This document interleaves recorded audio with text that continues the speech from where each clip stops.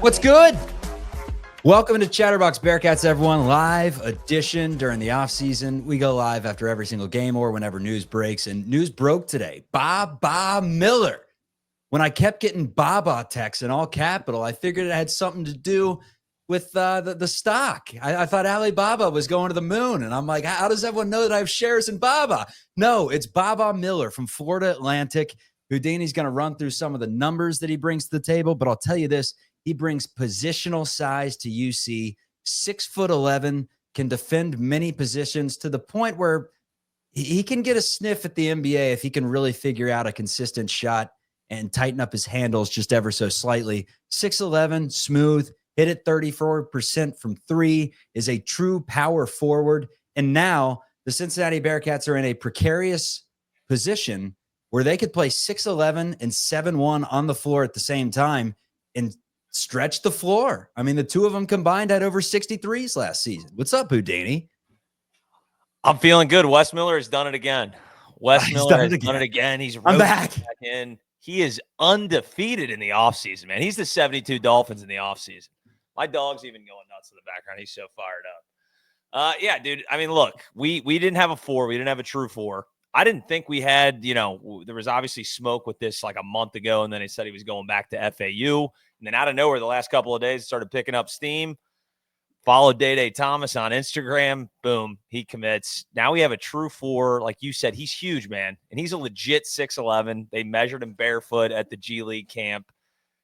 He's got a 7'2" wingspan. Ooh. And he shoots 3.5 threes a game. This isn't a low clip at 34%. It's not unreal, but we're talking about a guy that is shooting step back threes. Something Dylan Mitchell could never do and shouldn't want to do, right? We're talking a different animal here. Now, granted, he played in the American Conference. We'll see when he's playing consistent Big 12 level talent, but just the measurables, man, it's pretty exciting. It's pretty exciting. First team All-American, and we played in that conference for long enough to know that if you're first team All-American and you're heading over to Cincinnati, you got to at least be intrigued, especially when you come in with a 6'11" frame, a 7'2" wingspan, and a 9'4" standing reach. His NBA comparison from like a movement perspective, just kind of the way he's built and how he can become a kind of do-it-all versatile forward at 6'11" is Hedo Turkoglu and Gallinari. Like if he can get somewhat of a shot, that's who he comps out to be in the NBA per some scouting sites. Hedo could stroke it at 38%. Baba was someone that shot it, closer to 25% his first couple of years of college. But last year, 34% really picked it up in that department. Uses his length and his agility to guard multiple positions. He can effectively disrupt passing lanes, can finish around the rim with some crafty ability, has some shooting touch and some creativity in traffic. Needs to get a little bit stronger, no doubt about that, but has potential as a secondary playmaker, particularly, it's a tough word, always screw it up, in transition. That's an easier word, and we like hearing transition when it comes to UC and being able to finish. So the hope is he becomes a playmaker that can do it all, still slightly raw, but someone that you can count on as being your starting 4, no doubt about it, to start this season. Had a big growth spurt back in the day from 6'2" to 6'11" and retained his guard skills. So he does have a good handle for a player his size, has nice advanced passing instincts. He's like a praying mantis. He's long. He can guard all these positions. He's going to help on switches and is very smooth, as I said. Began at Florida State, played a couple of years there, averaged 7 points in the ACC, so no slouch as a sophomore. And then, as I said, first team AAC a season ago for the Owls. He's from Spain. So now we have Estonia, we have Spain, we have France, and we have Senegal on this team. The cultural melting pot. We always knew it was Clifton, Ohio, Houdini. We always knew this. Yeah. Oh, yeah. It was a recipe waiting to happen right here with Baba Miller and Clifton. And, he is rail thin. He's 215 pounds at 6'11". That's pretty tough to do I don't know if you can hear him going nuts. Hold on. Let me let this dog out real quick. All right, so I guess I just keep up with the show as Houdini takes out the dog. But I mentioned the 2 7-footers that UC can play together and not worry about spacing. What a wild phenomenon that is. After last year, Aziz Banday go down low. You get opposite player and Baba Miller at the same size, someone that's going to put the ball on the deck and make some moves. So, Wes, I ask you again, just when we thought we were out on you and you have to go and do something so stupid like construct last year's roster, you totally redeem yourself. Let's go to Aspen, Wes. I mean, he does this constantly, Houdini. It makes no sense to me how I'm going to buy back in, but chips are all in the middle of the table. Like I look at this year's team and maybe it's heat of the moment. What's the flaw going to be aside from maybe some scoring issues? Last year, like hindsight, you can go back to that team and you see a ton of issues. This year's team, like Baba Miller's proven. Arrington Page was not proven when he came here, right? No, definitely. Like we didn't take a bunch of swings in this, go around. Now the issue would be like just gelling. It's a brand new roster, and I know they said continuity meant so much. Didn't seem to happen for us last year. I just feel like we're gonna have that, the Fran Fraschilla where he was interviewing Wes and he was like, "How do you deal with having 10 Big 12 starters on the same team?" And now I'm feeling the exact same way because you're looking down this lineup, man. You potentially, we'll figure out what the starting lineup is, but you're looking at Jizzle, Day, maybe 1 and 2, Abayev at the 3, Baba Miller, Chom at the 5, and then you got Kirk Kriisa. People forget about Tillery; he's supposed to be a high level recruit. Celestine, Jalen Haynes, Big Slime, and then McKinley. There's like a lot of bodies on this. Sean Abayev, an All-American that you forgot to mention. No, I mentioned him. I don't know if it cut out. Sean Abayev at the 3. I assume he'll be starting there.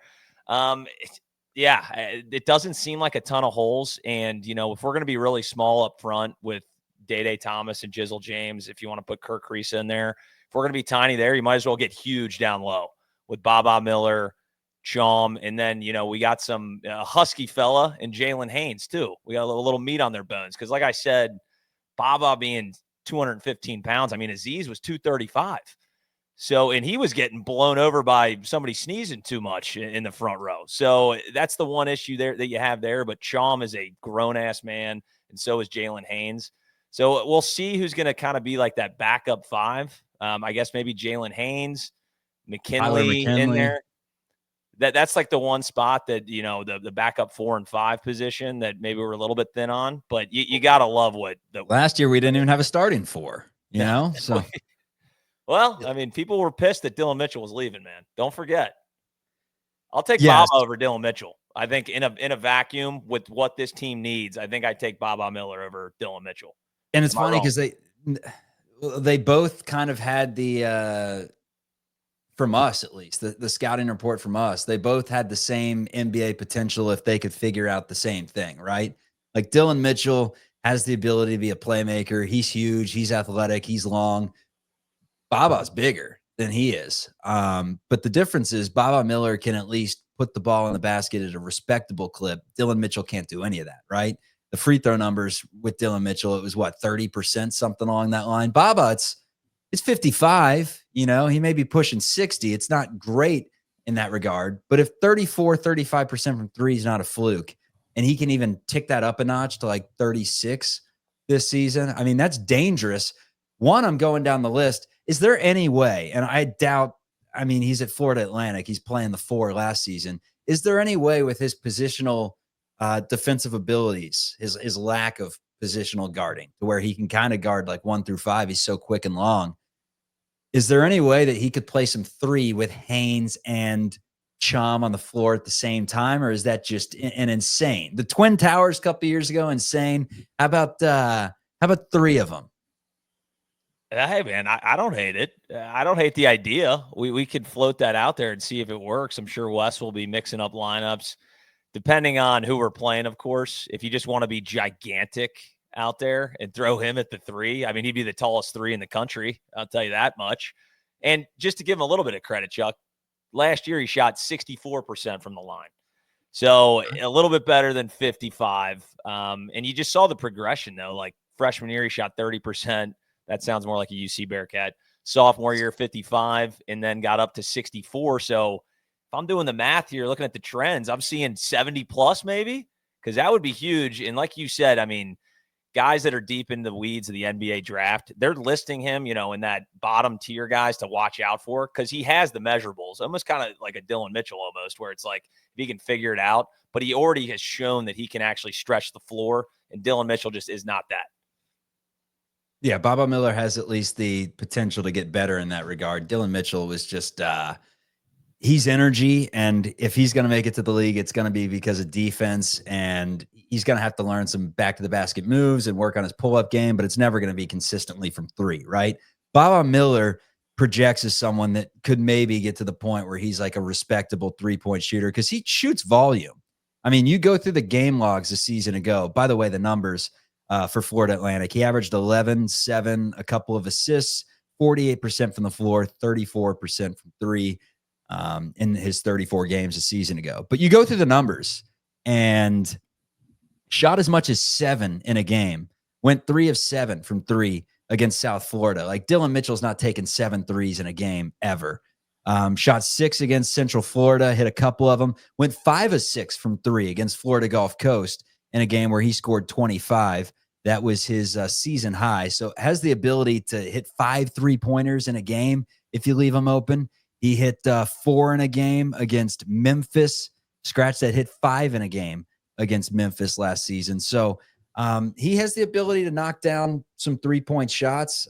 His usage rate was, like I said, secondary score. He's not going to be the primary guy on this year's team. But the fact that we thought the roster may have been shored up, and now you add in what is most likely your starting 4, he's 6'11", and he can handle the rock a little. You got to love it. You mentioned Day Thomas and Jizzle James in the starting lineup at the same time. I would have to think that Sincere Harris came here to be the starting shooting guard. But then you wonder, like, what's the deal with Jizzle, with Kerr, and with Day? You got 3 point guards there. Is one of them going to shift into the backup shooting guard? But defensively, you add in another 6'11" guy with a 7'2" wingspan that's already shown that he's a really good defender. Like some of the notes that we have on Baba Miller is that, I mean, that's where he's going to help you the most. He's great at help side defense around the basket, flies into position, high point blocks well above the rim as the low man. He had a 6.0 block percentage. I'll ask Lily if that's good. I think it is, considering it was in his scout profile. His length makes players think twice around the basket. Who does that sound like? It sounds like Chom. It sounds like the interior defense is going to be tough in that regard. Lots of bad angles, opponents fumbling the ball when he meets them inside. Okay, so that could lead to turnovers. How are the transition players? Well, he's a great transition player. He can finish in transition. We know Jizzle's good in transition. Day Thomas, Sean Abayev looks like he can finish in transition. So this is huge. And everything I've heard says that his weak side rim protection is his signature skill on that end of the ball right now. Covers ground really well on the perimeter, has nice balance, can change directions seamlessly, has good knowledge of the scouting report, closing out correctly. So you pretty much like everything that you're hearing. The issue becomes physicality. The level steps up a little bit. He goes from playing South Florida on a Monday to playing in Allen Fieldhouse. So that'll be the biggest thing when it comes to Baba Miller, but it does seem like he's improved quite a bit. And people have gotten on West that he hasn't been able to really develop some of his bigs. I don't know if you call Baba your typical big, but if he has the chops to develop Baba Miller, there's an opportunity here that UC could have one of the steals in the transfer portal.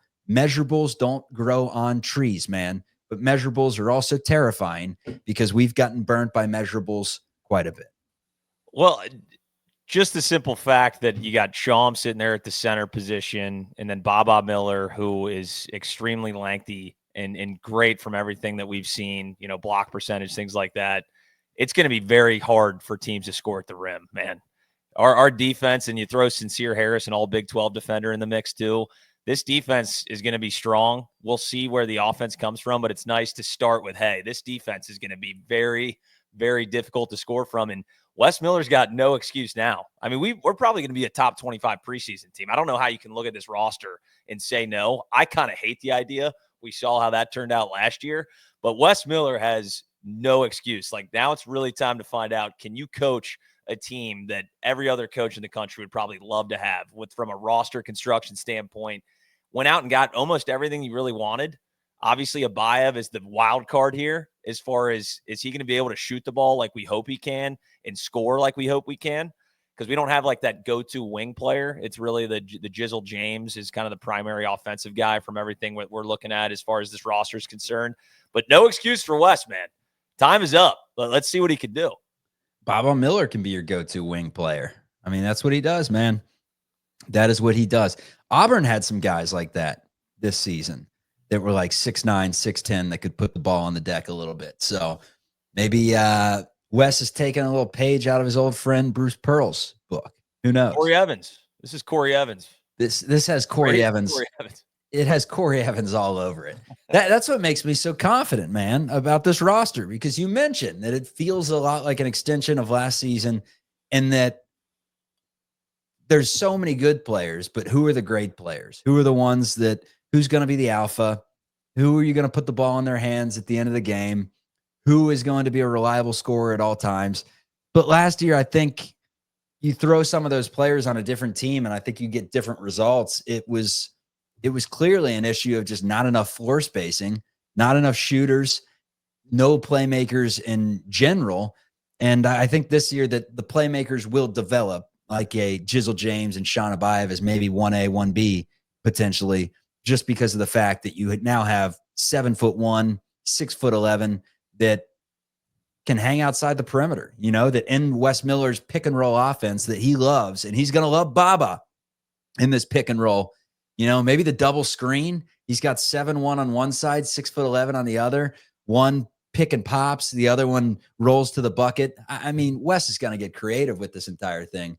But that pick and roll offense last year with Aziz, it became so predictable, because you knew that after the screen, regardless of what Aziz was doing, you're playing drop coverage and you're making sure that he does not get to the bucket, or you're getting up on him. You're making sure he does not get to the bucket, because there's no reality where he's catching the ball from 12 feet and doing any damage. In fact, if he's catching the ball from 12 feet, he's doing damage. It's just friendly fire. It's to Cincinnati. So this year, I mean, you pick and pop Baba, you roll him to the bucket, you give him the ball at the top of the key, and he can make a move. So forget intriguing, man.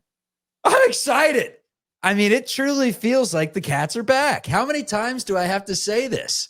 I mean, we're going to get the last 4 years and compile all the takes that we've had together after this season if it doesn't work out.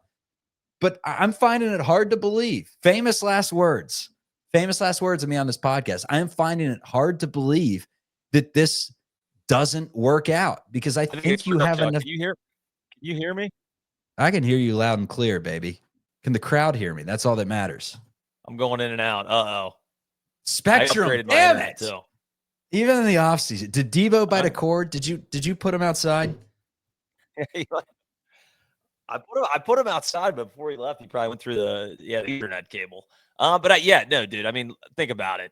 When you're doing the pick and roll, or the pick and pop, whatever it is, when you're doing it with Dylan Mitchell and you're doing it with Aziz Bandego, how they swap that with two guys that can actually shoot from the perimeter? Schaum can shoot the ball too if he's wide open. I mean, there's going to be so many different options with this team. You got, Celestine, like I had mentioned when we were picking who's going to make the most threes on the team, probably him. That guy shoots the ball, consistently like 5 times a game over the last couple seasons. So, and he's played a lot of the 4 spot too. So there's a lot of different things they can do here, but yeah, that one alpha is probably the issue. I just love that if Jizzle James is having one of those tough games, like low IQ passes, just turning the ball over, you got Kirk Kriisa and possibly Tillery that can come in and man the offense and make good decisions and pass the ball effectively. I think we're back, Chuck. Fuck it. I think we're back. Fuck it. I think we're back. This is from Matt Babcock, who is an NBA draft analyst. He said, quote, Baba Miller has been an intriguing talent for some time. While he's shown his versatility and physical tools, a full season of consistent production would likely boost his stock. Wes, the time is now. Let's get some dudes to the NBA.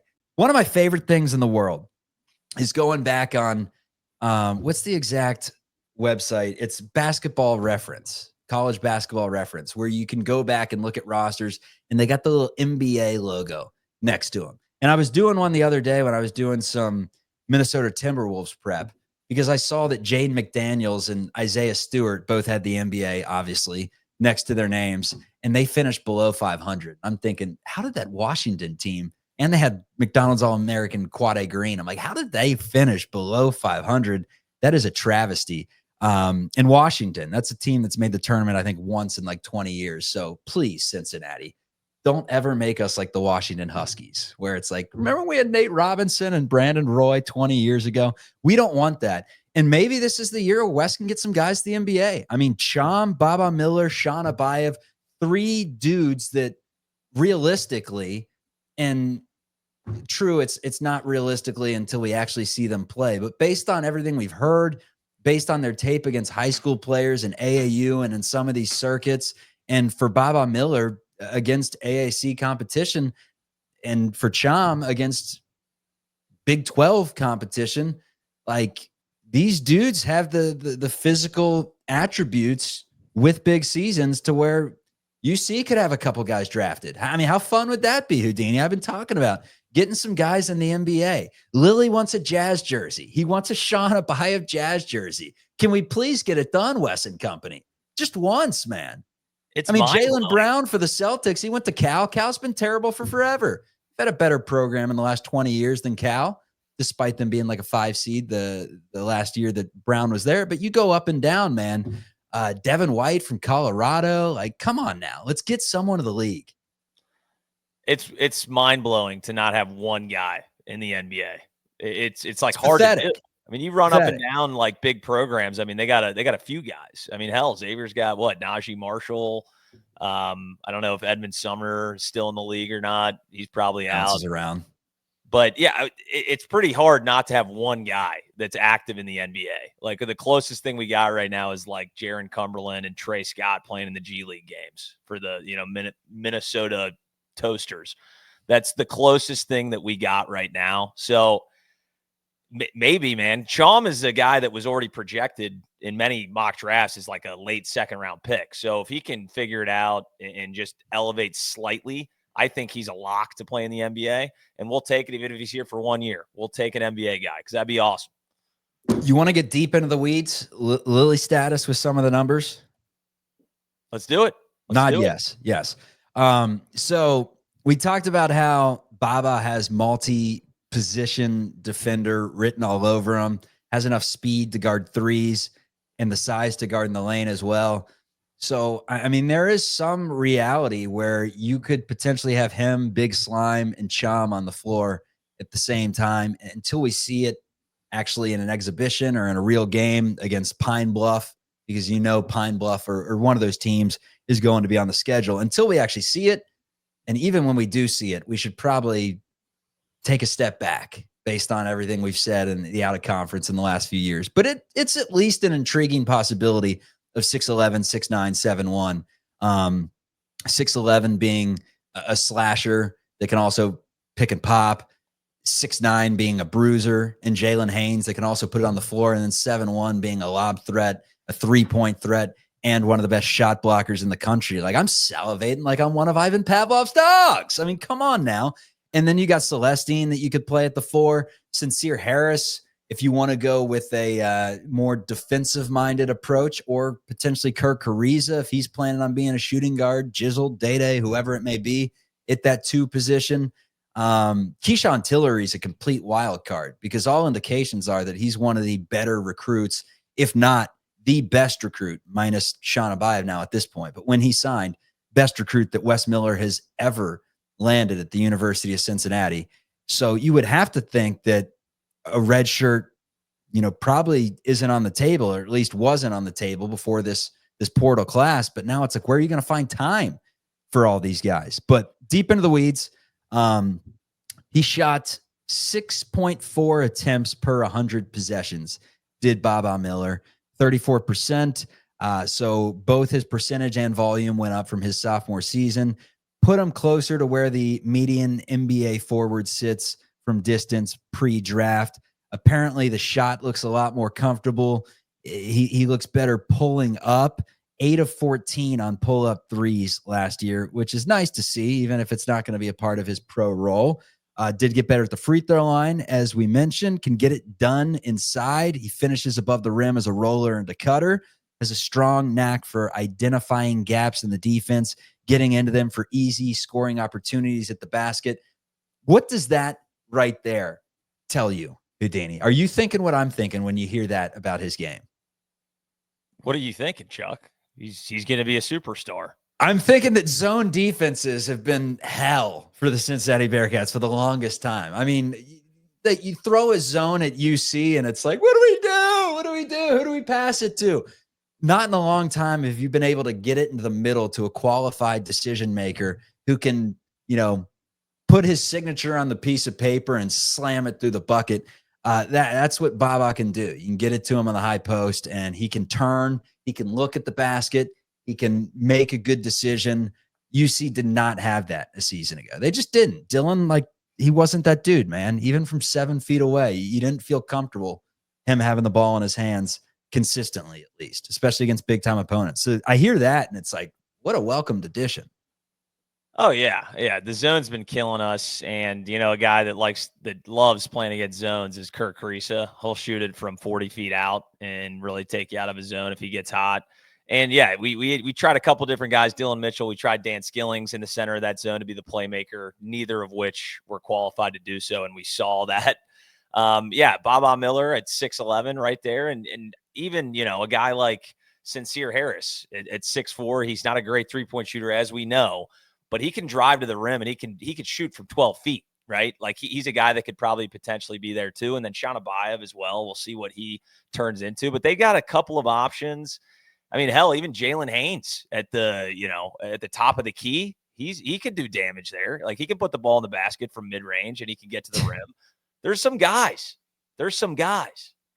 I thought that this team was going to be massive the last 2 years, and they were, especially 2 years ago with Locken, with Jamil, and with Aziz, and Newman, a good rebounder at his position. UC was the best team in the Big 12 at rebounding. Last year, it was an atrocity. They just did not play as big as their size. Skillings took a step down in rebounding, and a lot of it had to do with the fact that he just didn't play as much, didn't have as much of a chance to get a groove under him, had a knee injury, suffered early. Dylan Mitchell was 12 some games. He was 2 others. He just wasn't as reliable and played out on the perimeter a little bit to where he wasn't banging in the paint as much. But you think about this year's team, man. Shanabayev is like 6'8" and can play on the perimeter, only plays on the perimeter for the most part. This team is massive all of a sudden. Like you got a big southpaw and Abayev at 6'8". We're not even talking about McKinley, who's a legit upwards of 7 feet and is a big body down low. He's as good as Wes Miller advertised a season ago with a year of preps under him. Like, Final Four? I was saying that literally yesterday. I was like, I hate to say it, but Final Four bust. I did it last year. Let's do it again. That's the thing. You got to, as we've said many times on the show, let's try not to get ahead of our skis. Let's see how this team actually plays on the floor. But yeah, like when you look at it on paper, but this is what we've been doing. I mean, especially last year, like we looked at this on paper and said, I can't really see a way in which this isn't a tournament team. And, we sniffed the Final Four of the Crown. That's what we got last season. So let's see if Wes Miller can coach these guys up, because I've yet to see it from him. Like we said, we've been rooting for the guy. He talks like he should be running for the damn, state Senate right now. But it's a matter of X's and O's, getting these guys in the right spot, getting the most out of each one of these players and their talents. Because from a talent perspective, man, you can't even deny it. They've done it at other programs, high-level programs. You gotta put it together on the floor in a UC jersey. We just need it, Wes. I'm begging you. Kirk Carissa, like a couple of years ago, Cats fans were just, when he went to West Virginia, hands were together. We were saying prayers that he could potentially come to UC, and now he's kind of an afterthought, right? Like we're mentioning him as potentially a second or third string player coming off the bench. We got in the chat, is Celestine even going to get minutes? I think Celestine's going to get plenty of minutes. Sharpshooter, those don't grow on trees, has proved it at the Big 12 level, the Pac-12 level. He can play.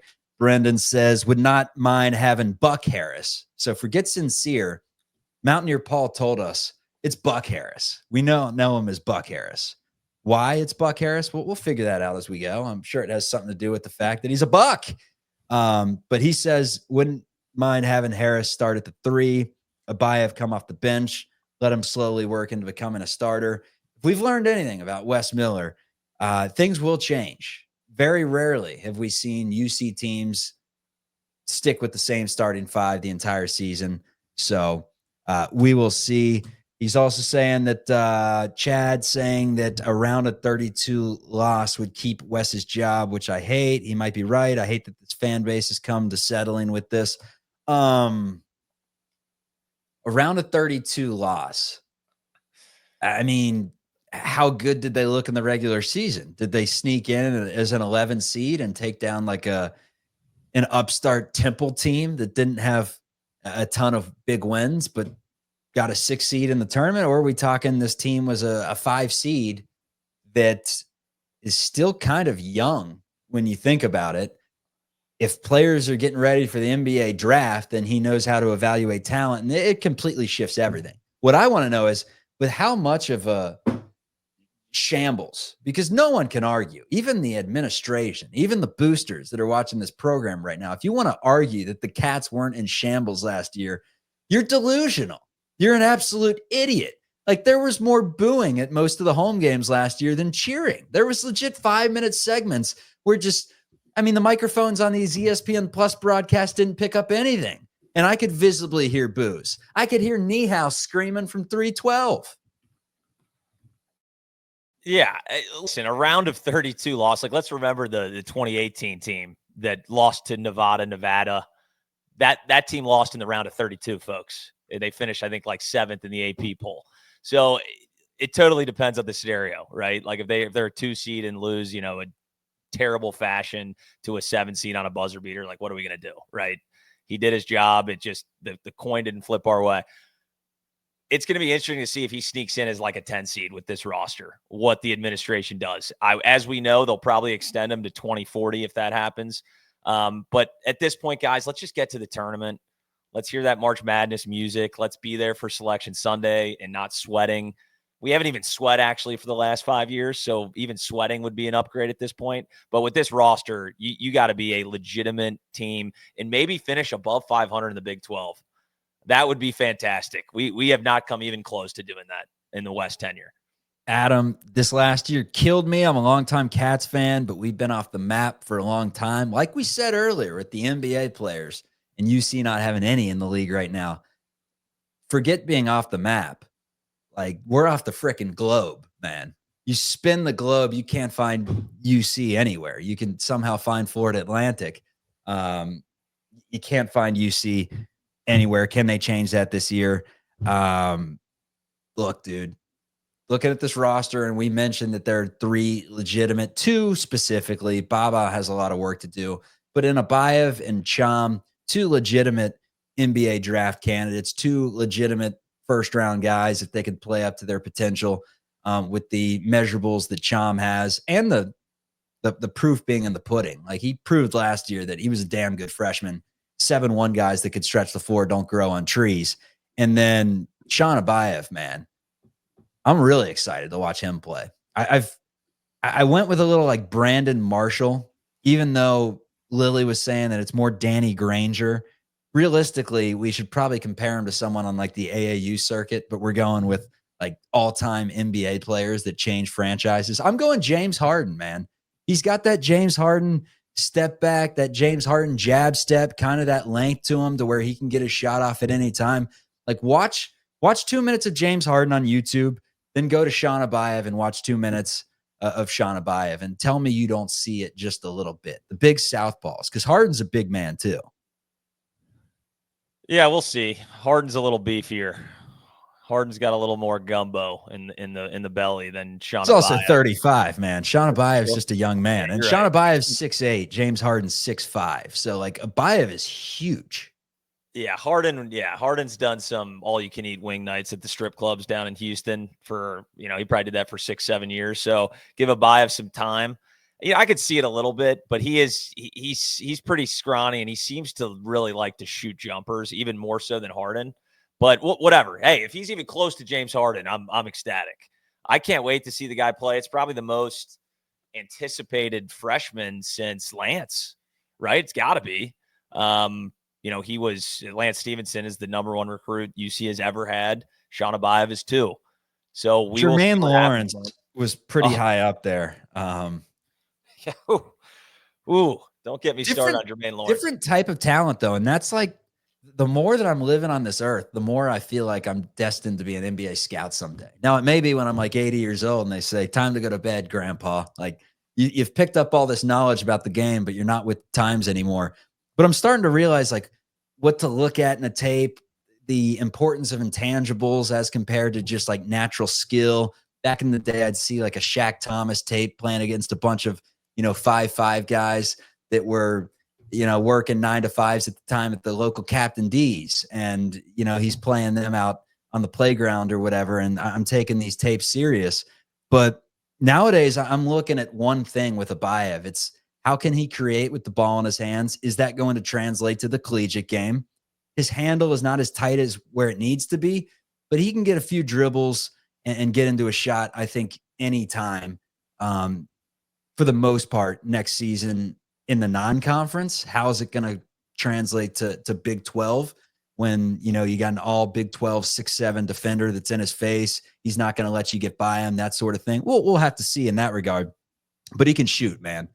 Like Jermaine Lawrence, he couldn't shoot. His entire tape was just him being 6'11" and driving down the lane and dunking, and that was it. Like go back and watch it. There wasn't even a post move in his tape. It was just dunks. And I was enamored by it. And I'm like, this guy's 6'11" and could jump out of the gym. And he's in a Mick Cronin-led defense. He's going to be blocking shots for days.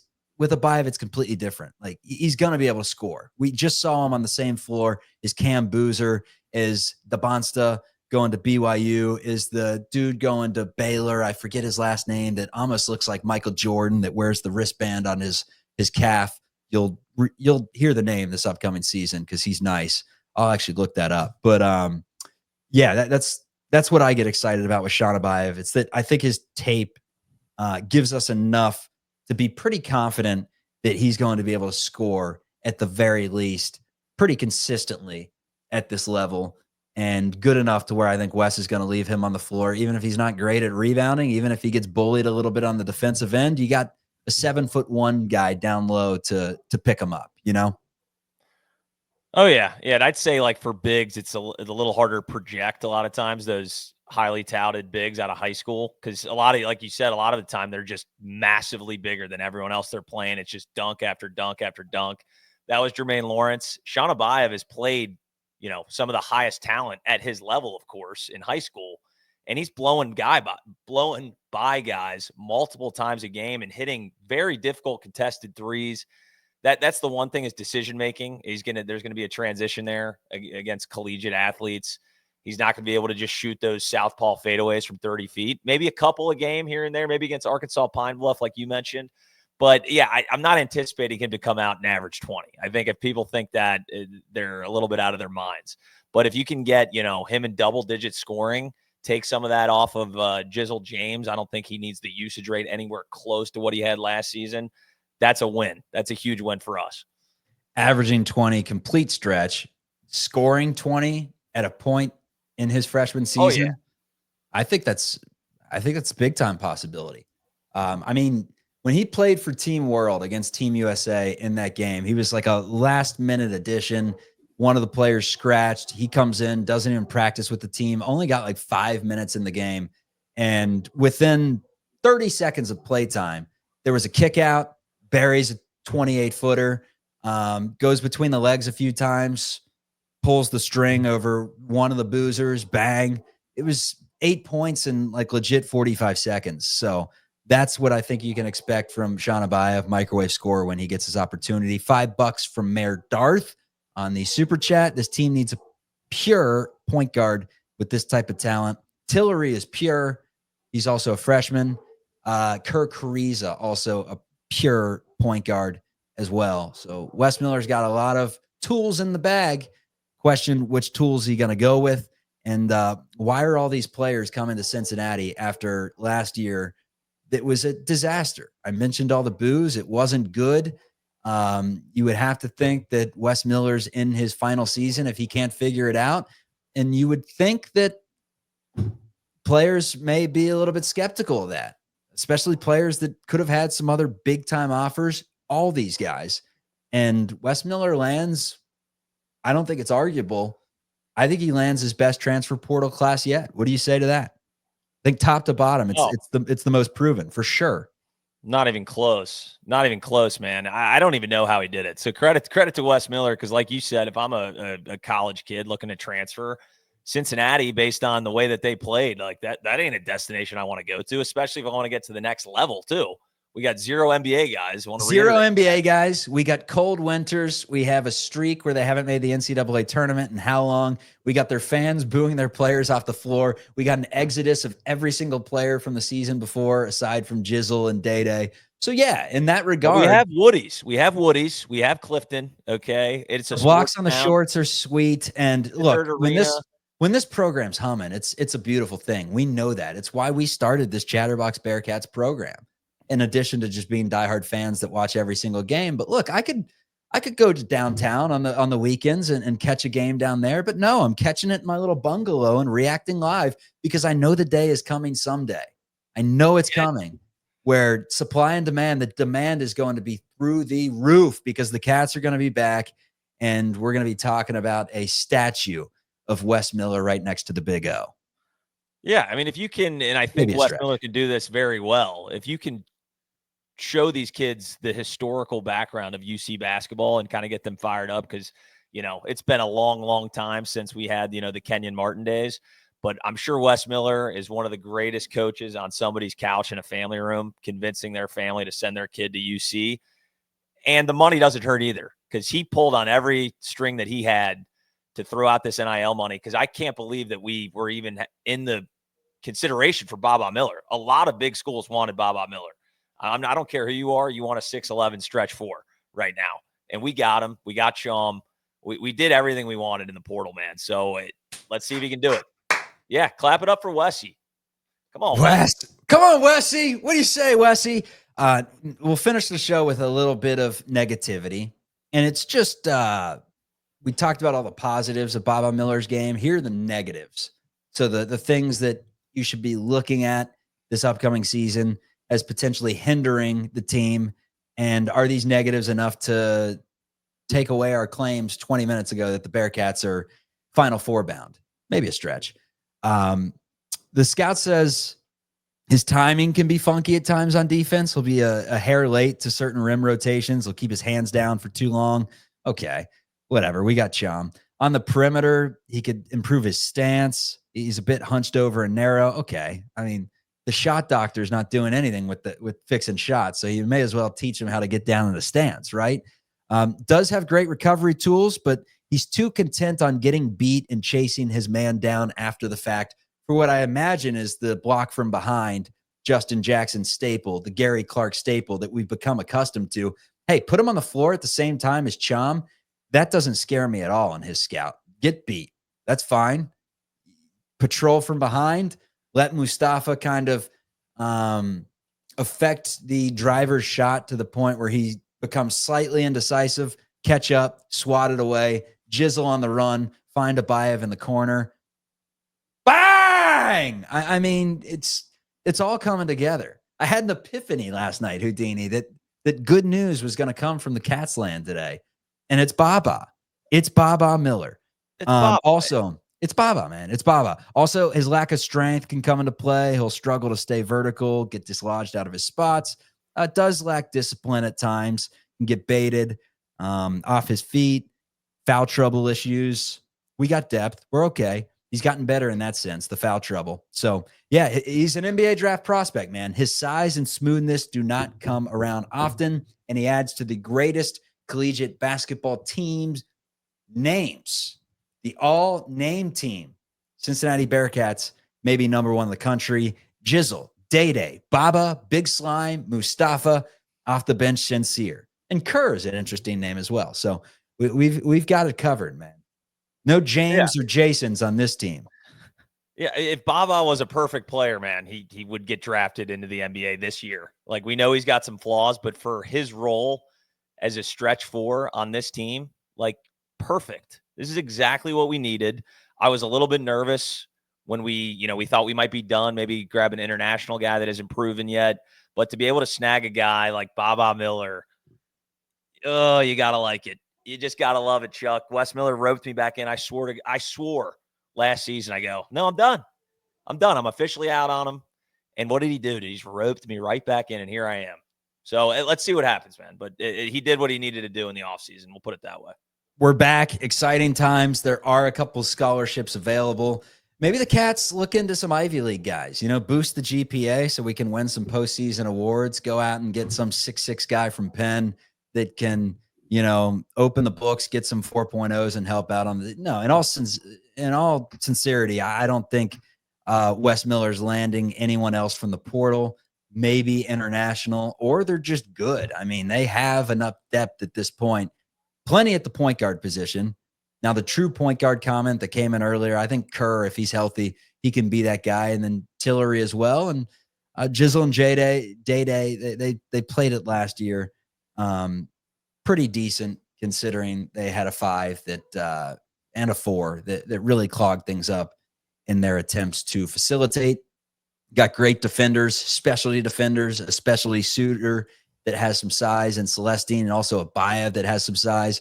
Good positional size at this day and age is crucial. It's crucial, man. And we thought we had it the last couple of years. And Arrington Page, who was 6'11", he was the perfect measurables guy with huge shoulders. I mentioned he looked like DeAndre Ayton. He hit some threes against Kansas. You saw flashes, but flashes aren't good enough. And the guys that they brought in have proved that they can play at a more consistent clip at this level. So it's big time, man. It's big time. Wes Miller does it again. We do it again. The breaking news on the program today will be here after all the football and basketball games. And if the baseball team makes a run in the NCAA tournament or gets to the NCAA tournament, we're brainstorming. We're going to ask the shareholders of this show what they think about maybe some live post-game baseball shows.